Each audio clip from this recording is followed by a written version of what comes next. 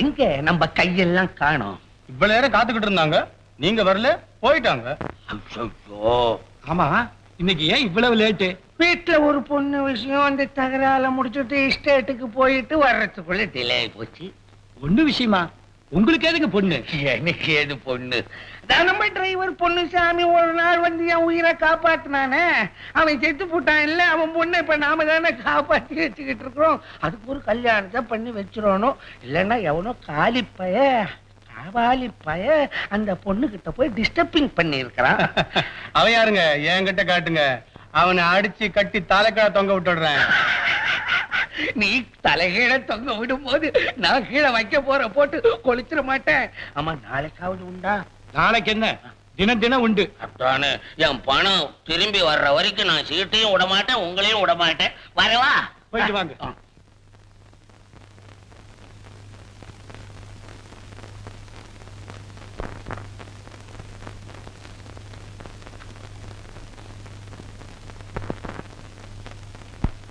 ரங்கா, நீ சந்தேகப்பட்டது சரியா போச்சு. சீதா நமக்கு கிடைக்கணும்னா முதல்ல அந்த வாசுவோட முதுகெலும்ப முதல்ல உடைக்கணும். அத பத்தி கவலைப்படாத. நாளைக்கு நம்ம ஊர்ல சடுகுடு போட்டி நடக்க போகுது இல்ல? அதுக்குன்னே ஒவ்வொரு ஊர்ல இருந்து ஒவ்வொரு வீரனை தேர்ந்தெடுத்துட்டு வந்திருக்கிறேன். நாளைக்கு என்ன நடக்க போகுதுன்னு பாரு. சபாஷ், வெற்றி நமக்குத்தான்.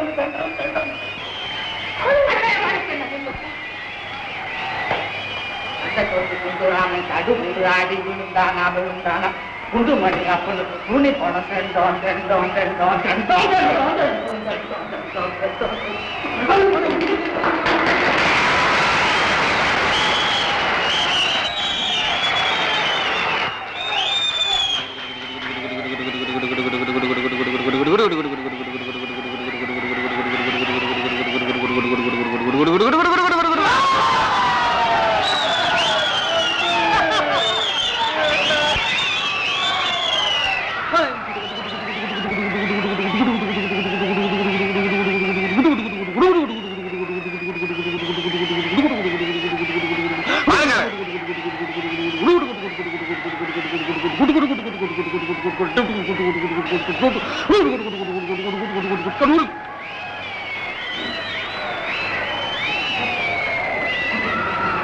மைதானமா குண்டல மறந்துல சாமிக்கு பார்த்து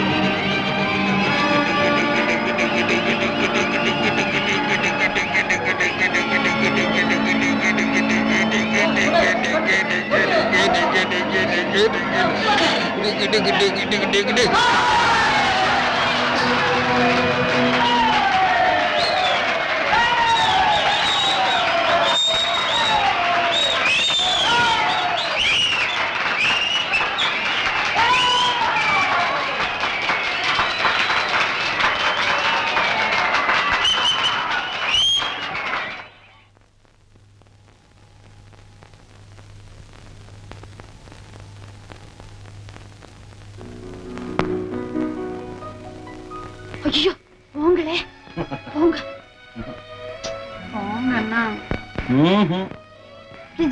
யாரோ பார்த்து என்ன நினைப்பாங்க போங்க அண்ணா முடியாது போங்க அண்ணா என்னது சரி நீங்களே இருங்க நான் போறேன் வீட்டுல யாருமே இல்ல என்னது அப்பா வந்து எஸ்டேட்டுக்கு போயிருக்காங்க அம்மா வந்து கோயிலுக்கு போயிருக்காங்க 2 இடமும் லேட் ஆகும் அதான் நீங்க எங்க வந்துட்டீங்க இருக்கு சீதா சொல்லிங்க பத்தியா பார்த்தேன் சடுகுடு போட்டியில எனக்கு தான் வெற்றி